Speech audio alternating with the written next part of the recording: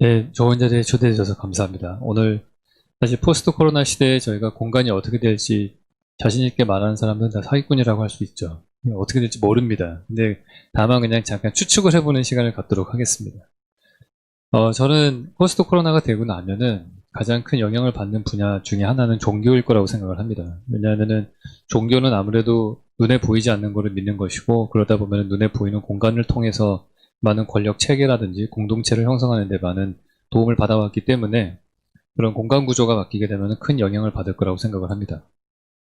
우리가 그 건축에서 그 권력의 위계를 만드는 데 있어서 되게 중요한 거는 이제 높이 차이를 이용을 해서 저런 건축물을 만들고, 저는 지금 보시는 거는 지구라트라고 과거에 메소포타미아 문명에 있었던 그런 신전이죠. 근데 이런 신전 건축을 높게 만들었던 이유는 저 위에 제사장이 올라가면은 그 밑에 수천 명의 사람들이 올려다보고, 사람들의 시선이 보이는 곳에 자기의 보여주고 싶은 모습만 보여주는 사람, 편집된 모습만 보여주는 사람은 권력을 가지게 되는 겁니다. 근데 이 원리는 사실은 수천 년이 지나면서 바뀌지 않는 어떤 건축의 원리라고 생각을 합니다.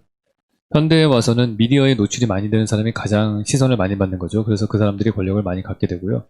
매일 1시간씩 그 수만 명의 사람들이 쳐다봐주는 그런 앵커맨들, 그 뉴스 앵커맨들이 어떻게 보면 되게 대단한 권력자다, 그렇게 볼 수 있을 것 같습니다. 그리고 이런 미디어에 노출될 수 있는 기회를 가지지 못한 사람들은 인스타그램을 하죠. 그러니까 인스타그램 팔로워가 많은 사람들이 시선을 많이 받기 때문에 권력이 있는 거고요.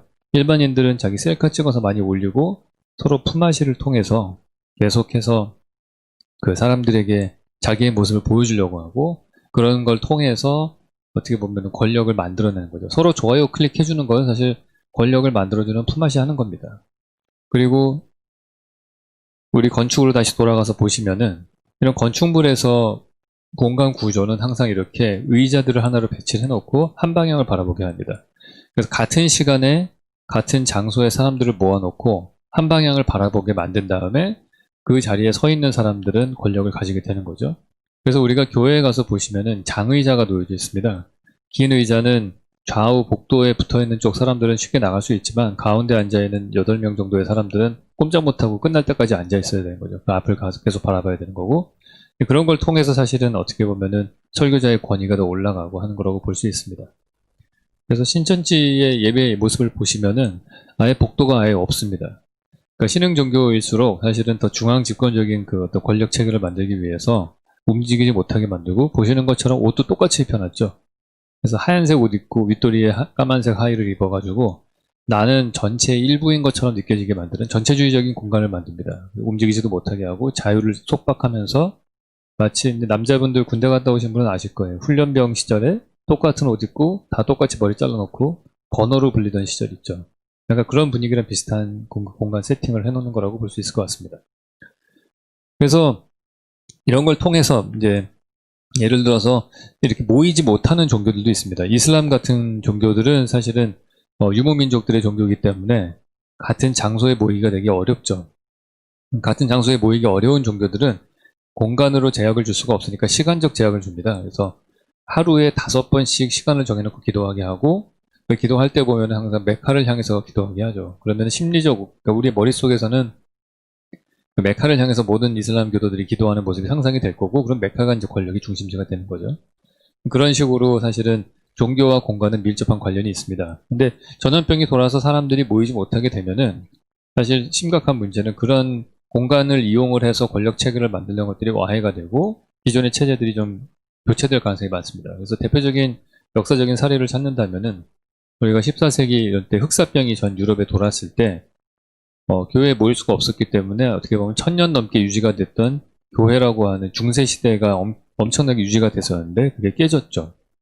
그리고 그 인간 중심의 르네상스가 시작이 됐습니다. 그래서 그런 부분들이 앞으로 재편될 거라고 생각하고요. 이거는 비단 이제 종교만의 문제가 아니고, 이 얘기를 왜 서두에 제가 말씀을 드리냐 하면은 이 얘기들은 사실은 거의 모든 건축 분야에 다 해당된다고 보고요. 이런 시스템들은 사무실에서도 해당되고 집에서도 해당되고 학교에서 특히 더 해당이 됩니다. 그건 뒤에 잠시 말씀드리도록 하겠습니다. 집의 변화도 아마 클 거라고 생각을 합니다. 지금 보시는 70년대에 만들어진 저희들 중산층의 모습입니다. 85제곱미터가 중산층의 거의 끝이죠. 그래서 그 정도 규모 30평대 아파트를 만들어 놨는데 방이 3개예요. 그 이유는 근데 우리가 그 70년대, 80년대를 거치면서 시골에 사시던 분들이 서울로 다 이주를 하셨고, 그 과정 중에서 집이 많이 필요해서 아파트를 지었는데, 그 당시에 우리 정부에서 진행하던 그 캠페인이 둘만 낳아 잘 기르자였습니다. 그러니까 당연히 한 집은 4인 가족을 기준으로 중산층이라고 하는 거에 라이프 스타일을 세팅을 해놓은 거죠. 그러면 아이들이 방 하나씩 쓰고 부부가 한 방을 써서 방이 3개. 그게 딱 기준이 돼서 이제 이런 평면도가 나온 거죠. 그러다가 80년대, 90년대 거치면서 사실은 우리가 주거 문화가 많이 바뀌었죠. 물건들, 세간살이가 사이즈도 커지고, 저는 집에서 제일 많이 바뀐 것 중에 하나는 침대를 놓기 시작한 거라고 생각을 해요. 이부자리 하는 게 불편하니까 침대를 놓기 시작하면서 방이 좀 좁아졌습니다. 예전에는 방이라고 하는 거는 잘 때는 이불 깔아놓고 자고 아침에 일어나면 계속 장롱에다 넣었는데, 침대를 계속 놓게 되면은 그만큼의 면적을 차지하는 거죠. 사실 침대는 하루에 8시간밖에 쓰지 않지만 나머지 18시간, 16시간이죠. 16시간 계속 자리를 차지하고 있는 거예요. 우리가 만약에 평당 2천만 원짜리 아파트에 사신다 그러면 침대 하나가 4천만 원 쓰고 있다 보시면 됩니다. 그렇기 때문에 이 공간이 어떻게 보면 낭비되는 건데, 그 공간을 점유하고 있어서 방이 좁아지고 그러다 보니까 결국에는 발코니를 확장할 수밖에 없는 사태가 된 거죠. 더 큰 집을 지을 수 없었어요. 왜냐하면 85제곱미터로 중산층이 딱 규정이 되어 있었기 때문에 여러 가지 문제를 해결하기 위해서 발코니를 실내로 확장해서 실내화시키는 쪽으로 사용을 했습니다. 근데 이런 것에 좀 약간 문제가 생겼어요. 코로나 시대 때 많은 사람들이 이제 돌밥이라는 말이 있었는데, 돌아서만 밥 먹을 때고 돌아서만 밥 먹을 때고, 우리가 계속해서 집에서 생활을 많이 했단 말이에요. 보통 일반적으로 저런 30평대 아파트라고 하는 거는 학생들은 낮 시간 동안에 학교에 가 있고 일하는 어른들은 회사에 나가 있어야 되는 건데, 이 코로나 사태 때 우리가 사회적 거리두기 하면서 집에 계속 있으면서 재택근무도 하고 온라인 수업도 집에서 듣다 보니까 그 집에서 보내는 시간이 엄청나게 늘어났습니다. 그러니까 시간을 산술적으로 계산을 해보면은 약 한 155% 정도가 늘어났다고 볼 수 있어요. 1.5배가 늘어난 건데, 이거는 사실은 집이 사실 수용 가능한 그런 용량을 초과했다고 볼 수 있는 거죠. 1.5배 정도 초과를 했기 때문에 그거를 다른 말로 해석을 하면은 집이 1.5배 좁게 느껴진다고 볼 수 있는 겁니다. 다른 말로 하면 우리가 포스트 코로나 시대에 주거를 디자인한다면은 1인당 점유 면적이 기존에 우리가 생각했던 것보다는 1.5배 정도 크게 생각을 해야 된다 볼 수 있어요. 그러니까 우리가 집이 당연히 커지느냐? 그럼 30평대가 40평대로 커져야 되냐? 그렇게 생각하시겠지만, 바뀌는 거는 1, 2인 가구가 늘어나죠, 지금. 1인 가구, 2인 가구가 전체 인구의 60%에 육박하기 때문에 사실상 어떻게 보면 집 전체의 사이즈는 좀 작은 평형대가 나오면서 15평에서 20평.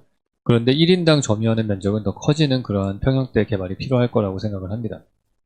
근데 또 하나 바뀌는 거는 사적인 외부 공간이 좀 필요합니다. 발코니 같은 것들도 아파트에 도입이 돼야 되는데, 우리가 앞서 말씀드린 것처럼 발코니가 있는 거는 다 실내화시키는 작업을 했고 거의 야외 공간이 전혀 없는 실내 공간만 넓은 그런 집이 됐죠.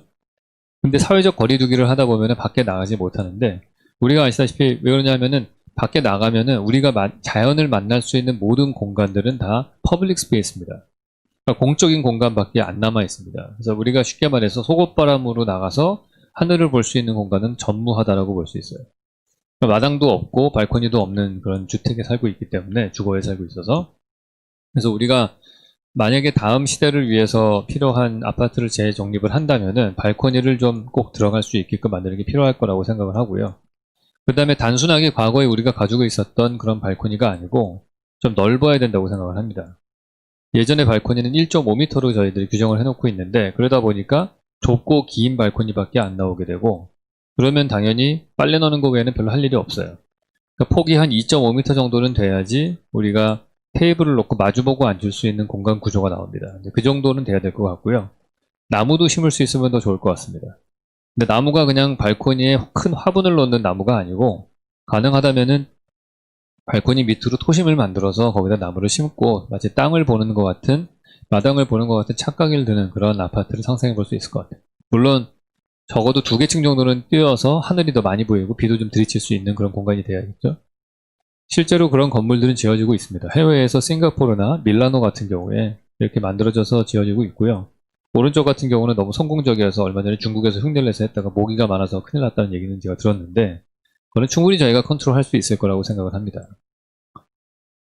보시는 것처럼 우리의 가전제품, 내지는 뭐 세간살이의 사이즈는 점점 커졌습니다. 가스레인지 구멍도 많아졌고 냉장고도 커졌습니다. 물론 추후에 그렇게 예상하시는 분들도 있어요. 포스트 코로나 시대 때가 되고 나면은 신선한 제품들을 쉽게 배달할 거기 때문에 냉장고가 클 필요가 없다. 어찌 보면 집에서 밥도 많이 안 해 먹기 때문에 가스레인지도 클 필요가 없다. 그럴 수 있죠. 근데 대신에 또 다른 세간살이도 많이 늘어나죠. 우린 스타일러스 요즘에 들어와서 신혼부부들의 거의 혼수로 꼭 들어가야 되는 걸로 돼 있고, 한 10여 년 전부터는 김치냉장고가 집집마다 들어가 있고, 옷장도 점점 커지고 있고 그렇습니다. 그래서 사실은 그 시대마다 라이프 스타일이 바뀌고 그 소유하고 있는 물건들이 좀 다양해지죠. 근데 문제는 우리가 만들어놨던 많은 아파트 형태들은 이게 벽식 구조이기 때문에 벽을 트고서 공간을 확장시키거나 하기가 거의 불가능합니다. 70년대 지어진 아파트들은 사실 주방이라고 하는 것들은 가스레인지 2개 구멍짜리와 그냥 조그마한 냉장고 들어간 게 기본이었어요. 그래서 지금 그 부엌에서 4인 가족이 살려면 되게 좁습니다. 밥할 데가 별로 없어요. 그래서 이런 문제들을 해결하려면은 벽을 쉽게 틀 수 있는 공간 구조인 라멘 구조, 그러니까 기둥식 구조로 바꿔야 되는 거죠. 기존의 건물들을 저렇게 안 만든 이유는 아무래도 중간중간에 굵은 기둥들이 들어가게 되면은 방이 약간 협소해질 수도 있고, 그러니까 어차피 만드는 벽을 구조처럼 만들어서 썼는데, 사실은 벽식 구조는 층간 소음에도 훨씬 더 불리하고, 그래서 기둥식 구조로 만드는 게 좋고, 사실 여러 가지 친환경 에너지 운동을 저희가 많이 펼치지만은 건축적으로 봤을 때 가장 친환경적인 건축은 기둥식 구조라고 생각을 합니다. 우리가 아무리 태양광 지열판 달고 뭐 지중 뭐 지열 에너지 쓰고 어쩌고 이렇게 해도 어찌 보면은 건축을 만드는데 가장 탄소 배출량이 많이 들어가는 거는 콘크리트나 철골 뭐 이런 것들이거든요. 그걸 제작하는 단계에서 탄소가 많이 배출되는 문제가 있어서 새로 짓지 않는 게 가장 친환경적이다 이렇게 볼 수 있습니다. 그래서 새로 짓지 않으려면은 기둥식 구조로 만들어서 시대가 바뀌고 라이프 스타일이 바뀌었을 때 그걸 수용할 수 있는 그런 공간 시스템을 만들어야 되는 거죠. 대표적인 사례는 뉴욕 맨하탄에 가면 소호가 있죠. 소호 같은 경우에 거기는 공장지대였는데 공장에 기계를 놓다 보니까 기둥 간격이 넓은 구조고 천정도 높고 엘리베이터도 컸어야 됐습니다. 그러다 보니까 공장이 망하고 난 다음에도 그 이후에 로프트로 들어와서 살기도 하고 갤러리가 들어갈 수도 있고 다양한 공간으로 사용이 가능하죠. 우리나라에서 비슷한 사례를 찾는다면은 성수동을 들 수 있을 것 같아요. 성수동도 옛날에 이제 공장지대였다가 지금 카페로도 쓰였다가 각종 플렉시 스토어로도 쓰이고 여러 가지로 쓰입니다. 그래서 그런 것들이 사실은 우리가 앞으로 만들 때 저런 걸 만들면 아무래도 돈이 더 들 수 있으니까 우리가 법규적으로 인센티브를 더 주면 좋겠죠. 그렇다면은 뭐 한 10%, 저 기둥식 구조를 뭐 70% 이상 쓰는 주거 아파트인 경우에는 몇 개, 뭐 한 15%를 더 지을 수 있게 해준다든지 그런 것도 좋을 것 같습니다. 앞서 말씀드렸던 발코니 같은 경우도 건폐율과 용적률에 대한 계산법 같은 것도 좀 바뀔 필요가 있는 것 같아요. 특히나 발코니를 지금 있는 아파트에서 우리가 앞으로 더 내서 지으면 더 좋을 텐데 리모델링, 간단한 리모델링을 통해서 발코니를 만들 수 있으면 좋을 텐데 그럴 경우에 문제되는 게 어쩌면 동간 거리에 대한 법규들이 해결이 돼야 될 거예요. 그런 부분들이 약간 해소가 된다면은 아마 급속도로 그렇게 좋은 공간으로 업그레이드가 될 거라고 생각을 합니다.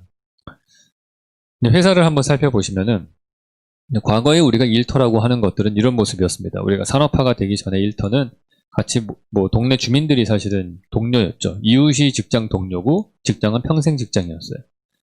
옆에서 맨날 냉장고도 없으니까 음식 상하니까 맨날 나눠 먹고 그랬잖아요. 그러니까 되게 친한 어떤 같이 밥을 먹고 나누던 이웃이 직장 동료였던 곳이죠. 현대에 와서 이런 우리의 일터라고 하는 거는 사실 옆에서 같이 일하는 동료는 내 이웃 동료가 아니죠. 그러니까 이웃에 사는 사람이 아니죠. 다 다른 지역에 사는 사람들이 모여서 일을 합니다. 약간 공동체 의식이 좀 달라요. 과거에 그렇게 맨날 모여서 모내기 같이 하고 밥도 같이 먹었는데 그런 공동체가 아니니까 약간 우리나라 사람들은 그런 강박관념이 좀 있어요. 일하는 거는 꼭 끈끈한 정이 있어야 된다고 생각을 하는 경향들이 좀 있죠. 그래서 같이 밥을 못 먹는 이웃이 아니니까, 같이 먹는 이웃이 아니니까 굳이 그렇게 퇴근 이후에도 모여서 회식을 하는 그런 문화들이 많이 발달했던 거죠. 이게 우리나라가 벼농사를 지어서 그래요. 벼농사를 짓는다는 거는 집단 노동이 필요한 행위거든요. 비가 많이 오고 어떻게 보면은 뭐 저수지도 만들어야 되는 토목공사도 많고 해서 그런 집단 공동체를 중요시하게 생각하는 그런 성향이 강하죠. 반면에 밀농사를 짓는 유럽은 밀농사는 혼자 씨를 뿌리기 때문에 개인주의가 발달하는 식으로 진화를 해왔습니다. 그래서 그런 차이가 좀 있습니다. 근데 우리가 산업화가 됐다고 하더라도 그런 습성들은 좀 남아있기 마련인데 이제 요번에 코로나 사태를 통해서 많은 회사들이 재택근무를 하기 시작을 했어요. 사실은 과거에도 한 10여 년 전에도 충분히 그럴 수 있는 기술적인 어떤 완성도는 있었는데 그렇게 안 했던 이유는 집에서 일하는 꼴을 직장 상사들이 못 보죠. 자기 부하 직원은 자기보다 먼저 출근해서 자리를 지키고 있어야지 되는 그런 어떤 권력 체계 같은 것들이 회사 안에서 너무 강했기 때문에 재택근무를 원치 않았었죠. 재택근무를 어쨌든 하기 시작을 하면서 여러 가지 장단점이 있습니다. 장점으로 친다면은 출퇴근 시간을 많이 절약할 수가 있죠. 서울에 있는 사람들의 출퇴근 시간은 평균적으로 2시간을 소비한다고 나와 있고요. 경기도 수도권 지역에서 서울로 출퇴근하시는 분들은 하루에 3시간 정도를 길바닥에 낭비하고 있습니다. 재택근무를 하면은 그런 시간을 좀 더 의미 있는 시간으로 돌려서 쓸 수 있다는 장점이 있죠. 근데 문제는 하나 있습니다. 아까 보셨던 교회 같은 곳이 같은 시간에 같은 장소에 모였기 때문에 공동체 의식이 강해지는 거예요. 근데 그런 것들이 없어질 수 있습니다. 재택근무를 하게 되면은. 사실 가족들이 그렇게 싸우고 지지고 볶고 하더라도 그 가족의 유대감이라는 게 유지가 되는 이유는 주거나 싫으나 집에 가서 잠을 자면서 같은 공간을 하루에 최소 8시간은 같이 공유하거든요. 시공간을 하루에 8시간씩 공유하기 때문에 그보다 강한 유대감이 생기긴 좀 어려워요. 그나마 회사가 주 5일씩 하루에 8시간을 쉐어하는 그런 공간 구조였죠. 그러다 보면 아침 9시에 똑같이 출근하고 저녁 6시에 퇴근하면서 한 사무실 공간을 공유한다라는 그 시공간을 공유하는 거는 보이지 않는 공동체의 끈끈한 어떤 그 구조를 만들어냈는데 재택근무를 하면은 그게 없어지는 겁니다. 재택근무는 사실은 업무만 제대로 한다면은 굳이 출근할 필요가 없다라는 가정하에 만들어진 시스템이죠. 그거는 충분히 가능합니다. 근데 문제는 이들이 집에서 일을 하고 업무만 계속 하다 보면은 공간이 만들어주는 공동체 의식이 사라지고 나면은 정규직 직장 동료와 프리랜서 하는 사람하고의 차이가 없어진다고 볼 수 있어요. 그렇게 되면은 이게 고용주 입장에서 봤을 때 이 직원을 내가 4대 보험을 굳이 들어가면서 정규직으로 고용을 하고 해고도 어려운 이거를 내가 할 것이냐 이런 고민을 빠질 거고 새롭게 사람을 뽑지 않고 모든 직원들을 프리랜서화 할 수가 있어요. 사무실도 굳이 얻을 필요도 없고요. 회의실만 몇 개 만들어 놓으면 되고 그 얘기는 점점 더 많은 직장인들이 일자리가 프리랜서화 될 수 있다는 그런 사건입니다. 그거는 어떤 문제를 이야기할 수 있냐면은 지금 현재 우리가 가지고 있는 일자리의 한 35% 정도가 이런 재택근무가 가능한 일자리라고 해요. 화이트 칼라의 사무직이라고 할 수 있는 거죠. 근데 이런 일들이 다 프리랜서가 되면은 우리의 모든 어떻게 보면 4대 보험, 고용 안정화, 뭐 의료보험 체계, 그다음에 연금 이런 것들은 대부분 다 직장을 중심으로 해서 세팅이 되어 있거든요. 근데 그런 것들이 약해질 수 있고 재구성돼야 될 필요가 있는 거죠. 그래서 사회 안전망이라고 하는 것들이 사실은 다 재설계될 필요가 있다 볼 수 있습니다. 특히 이제 제가 팀장급들 이상하고 얘기를 나눠보면은 그 얘기를 해요. 자기 부하 직원들이 무슨 일을 하겠습니다 얘기하고서 그걸 결과물들을 보내오기 때문에 이 직원이 무슨 일을 하는지 명확하게 다 나오거든요. 근데 어느 조직이든지 몇십 %의 사람들은 묻어가는 사람들이 있거든요. 그런 사람들이 다 적발된다는 거예요. 그럼 이 사람이 조직에 필요 없는 사람이라고 판단되는 사람들이 생겨나는 거거든요. 그래서 그런 부분들이 사회 안전망도 좀 약해질 수 있다고 볼 수 있습니다. 사실 저는 코로나를 통해서 제일 놀라웠던 거는 학교의 변화입니다. 아까 보셨던 이런 종교가 가지고 있는 공간 체계를 똑같이 답습하는 데가 이제 학교죠. 뭐 수십 명, 제가 학교 다닐 때는 한 70명 정도의 학생들을 똑같은 옷 입혀놓고 똑같이 머리 자르고 앞을 바라보게 했어요. 그러니까 선생님들의 권위가 어마어마했죠. 지금은 교권이 한 반토막 난 이유가 70명 교실에서 30명으로 반토막 났기 때문이라고 생각을 합니다. 숫자가 줄면 사실 권위는 좀 약해질 수밖에 없어요.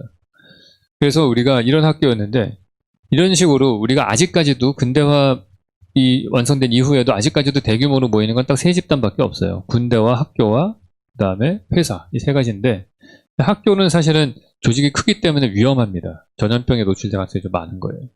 그래서 그거를 잘게 쪼갤 필요는 있습니다. 전교생이 1000명인 학교 하나를 만드는 것보다는 어쩌면은 100명의 전교생을 가지는 학교 110개로 이렇게 그런 새틀라이트 스쿨 쪽으로 만드는 것가 필요할 수도 있을 것 같아요. 학교의 기능은 세 가지입니다. 하나는 지식 전달의 기능이 있고요. 두 번째는 타가소의 기능이 있고 세 번째는 되게 공동체 훈련을 하는 거라고 볼 수 있습니다. 근데 제일 중요했던 우리가 많은 아이들을 한 장소에 모았던 가장 큰 이유는 가장 적은 숫자의 교사로 가장 많은 아이를 가르치기 위해서 한 거였어요. 근데 굳이 이제 우리가 가르치는 수업이라고 하는 것들은 동영상을 통해서 충분히 할 수 있게 됐습니다. 저희 애도 보면은 거의 수학은 학교 선생님한테 배우지 않고 이분 제가 성함은 간접 광고라서 말씀드릴 수가 없는데 이분한테 거의 다 배워요. 그래서 거의 1타 강사들한테 다 배우거든요.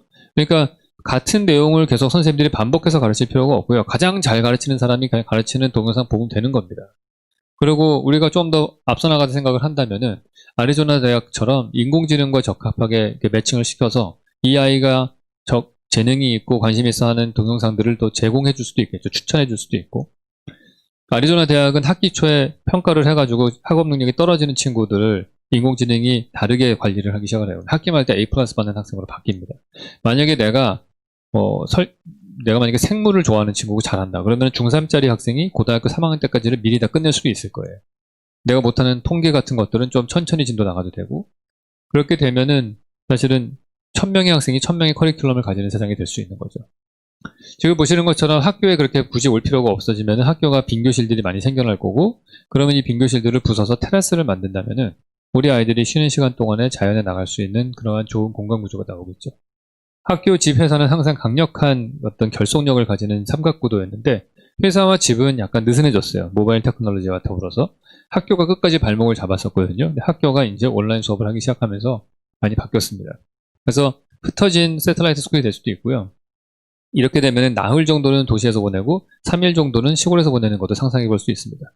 제가 생각하는 미래 학교의 모습은 우리 일하시는 부모님이 금요일날 재택근무가 가능하고 나도 온라인 수업이 가능하다. 그러면 목요일날 저녁 때 전라도 고창에 있는 에어비앤비를 통해서 갑니다. 거기서 이동을 해서 거기서 자고 금요일날 일어나면은 엄마는 펜션에서 재택근무를 하시고 아빠가 아이를 데리고 고창 도서관에 가서 온라인 수업을 듣고 그날 들었던 내용이 동학운동이 일어났던 고창에 대한 이야기가 한국사였다. 그러면은 고창의 현장학습장 가보고 오후가 되면은 미리 예약해놨던 고창 고등학교 체육 수업을 들어가서 거기 아이들과 축구를 하면서 수업을 크레딧을 받아요.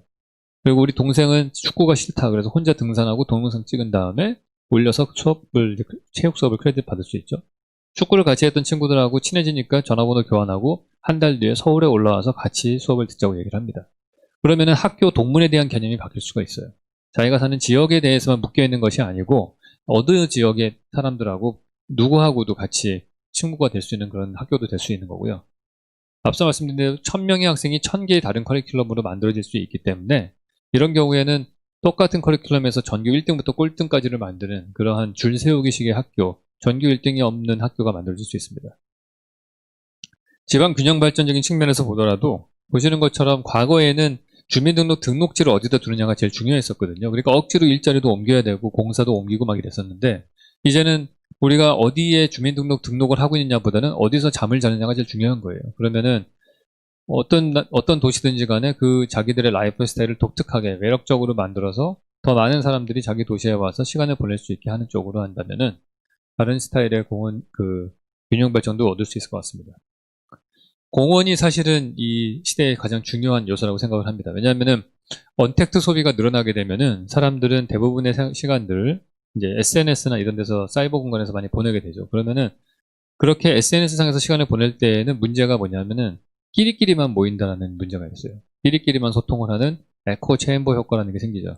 자기랑 똑같은 말하는 사람, 메아리처럼 떠드는 사람들만 모이는 단톡방으로 떠드는 겁니다. 그게 바로 사회의 갈등을 증가시키는 요소가 될 수 있습니다. 소셜 믹스를 하려면은 공짜로 머무를 수 있는 공간이 도시 곳곳에 있어야 되는 거죠. 그래서 익명성의 상태에서 공통의 추억을 가질 수 있는 공간들이 많아져야 되는데 그중에 대표적인 야외 공간은 공원이라고 할 수 있죠. 공원도 사실은 지금 보시는 센트럴파크 같이 큰 공원 하나보다는 사실 작은 공원 여러 개를 만드는 게 좋죠. 10,000평짜리 공원 하나보다는 1000평짜리 공원 10개를 만들어서 걸어서 10분 이내에 항상 공원이 있게 하는 게 좋을 것 같습니다. 근데 공원의 모양도 한번 우리가 생각해 볼 필요가 있어요. 경의선 숲길이라고 있죠. 가로로 긴 공원입니다. 이 공원의 장점은 딴 데 있지 않습니다. 가까운 데 공원이 있는 거예요. 지금 보시는 것처럼 공원이 만들어지면은 가장 좋은 사람들은 공원에 접한 선상, 변에 위치한 그런 집들입니다. 근데 이런 변에 위치한 이런 집들이 사실 가로로 길어질수록 변이 길어집니다. 똑같은 공원의 면적이라고 하더라도 100m 곱하기 100m를 하면은 400m의 변의 길이가 생깁니다. 근데 그거를 같은 면적을 1대 10의 비율로 만들게 되면은 변의 길이가 5배가 늘어나게 돼요. 혜택을 보는 사람이 많아지는 거죠. 그래서 우리가 용산공원을 예를 들어서 이 같은 면적의 용산공원을 바꾸면 어떨까? 물론 이건 생태공원이기 때문에 그대로 만들어져야 되는 공원은 맞고요. 근데 만약 상상을 했을 때 용산공원 전체 주변의 둘레는 13km 정도가 됩니다. 근데 만약에 이 공원 면적을 폭의 16m가 되는 경의선 숲길 같은 가로로 긴 선형의 공원으로 만든다면은 그러면은 전체 길이가 150km로 길어집니다. 변의 길이가 11배로 늘어나는 거죠. 그러면 두 번째 칸 집까지 혜택을 본다고 생각하면 22배가 늘어나는 거고, 세 번째 칸까지 하면 33배가 늘어나는 겁니다. 같은 양의 공원을 만든다고 하더라도 모양을 어떻게 디자인하냐에 따라서 사람들이 혜택받는 사람들의 숫자가 기하급수적으로 늘어날 수 있다는 얘기예요. 그리고 가로로 길어졌을 때의 장점이 또 하나 있습니다. 경의선 숲길이 만들어지기 이전에는 홍대 앞에 연남동과 마포구 공덕동은 아무런 상관이 없는 동네였었어요. 근데 이렇게 공원으로 연결이 되는 순간 연남동 주민들이 공덕동까지 산책을 하면서 갈 수 있는, 걸어서 가게 되면서 경계가 모호해지고 옆 동네 사람들과 공통의 추억을 가지면서 소셜 믹스가 일어날 수 있는 가능성이 생기는 겁니다. 만약에 경의선 숲길 같은 것들이 이 도시 곳곳을 연결을 한다면은 우리 서울은 훨씬 더 소통하는 서울이 될 것이고 훨씬 더 살고 싶은 그런 도시가 될 거라고 생각합니다. 특히나 또 좋은 거는 코로나 시대 때 이런 데 집 앞에 있는 공원을 가다가 만약에 사건이 터졌다 그러면 200m 구간으로 쪼개서 좌우로 이동만 못하게 하면은 특별한 문제 없이 자기 앞에 공원을 사용할 수가 있겠죠. 그런 땅을 만들 수 있는 방법도 있다고 생각을 합니다. 우리가 이제 앞으로 언택트 소비가 늘어나면서 지상에 있는 교통량들의 상당 부분은 물류로 바뀔 거라고 생각을 해요. 사람들의 교통은 줄고 물류는 늘어날 텐데 이 늘어나는 물류들을 해결할 수 있는 방법은 제가 볼 때 지하에 자율주행 전용 로봇만 다니는 낮은 천정고를 가지는 그런 제작비도 적게 들어가겠죠. 그런 공사비도. 그런 것들을 우리의 주요 간선도로에다 뚫어버린다면은 그러면은 많은 교통량들이 밑으로 들어갈 거라고 봅니다. 보통 기술이 발전을 하면은 눈에 보이지 않게 숨죠. 지금 보시는 것처럼 전봇대도 지하로 숨었고요. 상수도 하수도 지하철 다 지하로 들어갔습니다. 그렇게 되면 이 점은 현재 우리가 1kg도 안 되는 피자를 배달해 먹을 때에는 그 배달하는 배달부의 몸무게와 그 사람까지 이동시키기 위해서 오토바이를 타고 와야 되는 거예요. 161kg 이동을 해야 됩니다. 근데 만약에 자율주행 로봇이 이동을 하면서 배달을 한다면 11km만 이동하면 되는 겁니다. 훨씬 더 에너지 소비적인 면에서 절약이 될 수 있는 거죠. 거기다가 우리가 뭐 최근에는 뭐 드론으로 해도 되지 않겠냐 하는데 저는 절대 안 될 거라고 생각합니다. 왜냐하면 소음 문제가 너무 심각하고요. 그다음에 안전상의 문제도 크고 제주도에서 드론으로 배달을 하려는 시스템을 구축하려다가 바람이 불어서 거의 포기를 한 상태거든요. 드론으로 택배를 하기 시작하면 밤 11시에 치맥을 시켜 먹을 수가 없습니다. 시끄럽기 때문에. 이런 부분들이 제가 볼 때는 드론은 해결책이 될 수가 없다고 생각을 해요. 그래서 만약에 우리가 지하 물류 네트워크를 뚫는다면은 우리가 새로운 산업 생태계를 만들 수도 있다고 생각을 해요. 경부고속도로를 뚫음으로 인해서 우리나라에는 없던 자동차 산업이라는 게 생겼죠. 마찬가지로 지하 물류 터널을 자율주행 로봇이 다니게 우리가 인프라를 우리가 구축을 하면은 그 시설들을 모든 소상공인들도 다 사용할 수 있고 그곳에 이동하는 자율주행 로봇을 만드는 여러 가지 다른 벤처 기업들도 생겨날 수 있고 새로운 산업이 생겨날 수 있을 거라고 봅니다. 그러고 나서 지상에 있는 이런 많은 차선들은 분명히 교통량이 줄어들게 될 거고 줄어든 교통량에 보시는 것처럼 공원을 만든다면은 전혀 새로운 공간 구조를 가진 도시를 만들 수 있을 거라고 생각을 해요. 저희 건축을 하는 사람들이 믿는 신조가 있죠. 우리는 디자인을 바꾸면 사회가 바뀐다. 그렇게 믿습니다. 왜냐하면 공간 구조를 바꾸면은 사람들끼리의 관계를 바꿀 수 있고 사람들끼리의 관계를 바꾸면은 사회도 바뀌게 되는 겁니다. 그래서 사회를 더 좋게 만드는 방법은 두 가지가 있죠. 하나는 소프트웨어적인 방법, 하나는 하드웨어적인 방법입니다. 소프트웨어가 여러 가지 행정, 정책, 법규 이런 거라면 하드웨어는 공간 구조고요. 그 부분을 저희 건축하는 사람들이 맡고 있는 부분이라고 생각을 합니다. 근데 그런 하드웨어를 우리가 좀 더 낮게 사람들 간의 관계와 사회 구성을 어떻게 조절할 수 있을 것인가를 생각한다면은 우리는 새로운 미래를 만들 수 있을 거라고 생각을 해요. 지금이 우리는 기로에 서 있다고 생각을 하는데 보시는 것처럼 19세기에 우리 석탄 에너지가 끝나고 나서 새로운 대체 에너지를 찾을 때 두 가지 옵션이 있었습니다. 석유와 그다음에 수소. 기술적으로는 사실 거의 똑같은 수준이었습니다. 근데 석유가 단가가 조금 더 쌌어요. 그랬기 때문에 그 당시 사람들이 19세기 사람들은 석유를 택한 겁니다. 그 결과가 지금 우리가 맞이하고 있는 이 현실이에요. 만약에 그때 수소를 택했다면 완전 다른 세상이 펼쳐졌겠죠. 지금이 그런 시대라고 생각을 합니다. 이런 코로나 같은 팬데믹이 생겼을 때 앞으로 바뀌는 세상에 지금 저희 세대의 사람들이 어떤 결정을 내리느냐에 따라서 추후 50년, 100년 뒤에 이 지구의 모습은 완전히 다를 거라고 생각을 합니다. 그래서 미래는 그냥 가만히 있으면 오는 게 아니고 창조를 하는 것이다. 그렇게 생각을 하죠. 그래서 우리가 공통의 꿈을 꾸고 그거의 의견 일치를 보면은 좀 과감하게 의사결정을 해서 그 방향으로 그 비전을 향해서 달려나갔으면 좋겠습니다. 더 이상 과거를 바라보는 세대가 아니고 이제는 우리의 시점이 좀 미래로 가 있었으면 좋겠고요. 지금이 그런 기회라고 생각을 합니다. 강의를 마치도록 하겠습니다.